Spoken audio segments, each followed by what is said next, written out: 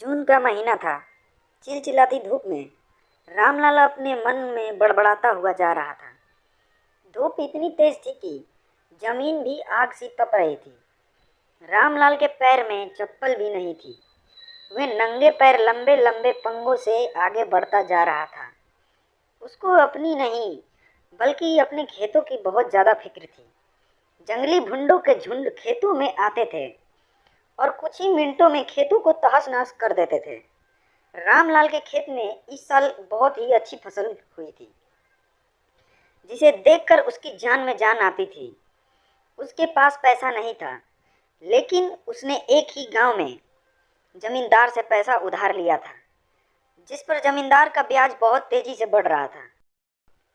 रामलाल मन ही मन सोच रहा था, इस बार तरबूज बेचकर जमींदार का सारा कर्ज चुकाऊंगा और इसके बाद अपनी बीवी के लिए एक अच्छी साड़ी और अपने एक कुर्ता खरीद लूँगा।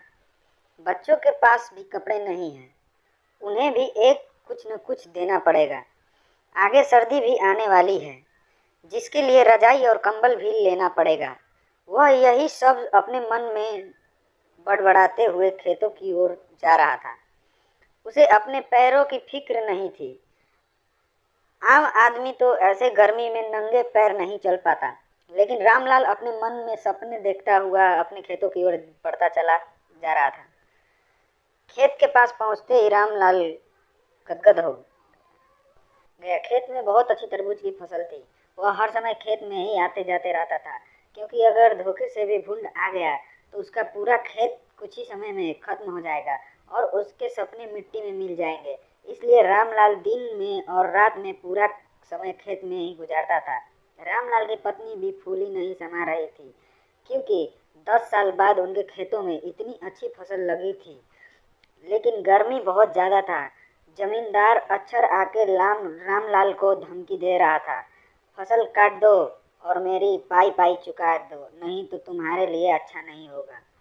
रामलाल ने हाथ जोड़कर कहा, इस साल में खेत फसल अच्छी हुई है साहब, आपका मैं एक एक पैसा चुका दूंगा। तरबूज की फसल लगभग तैयार ही थी। जितनी खुशी आज रामलाल को हो रही थी, उनका अंदाज लगाना आज मुश्किल था। वह मन ही मन में खुशी से झूम रहा था, लेकिन उसको कहाँ पता था कि अगर जरा सा भी हमसे चूक हुई तो मेरा सब कुछ नष्ट हो जाएगा। रात में भी वह जरा सा भी आहट से भी उठकर बैठ जाता था, अपने खेतों में इधर उधर देखता और आकर फिर से सो जाता था।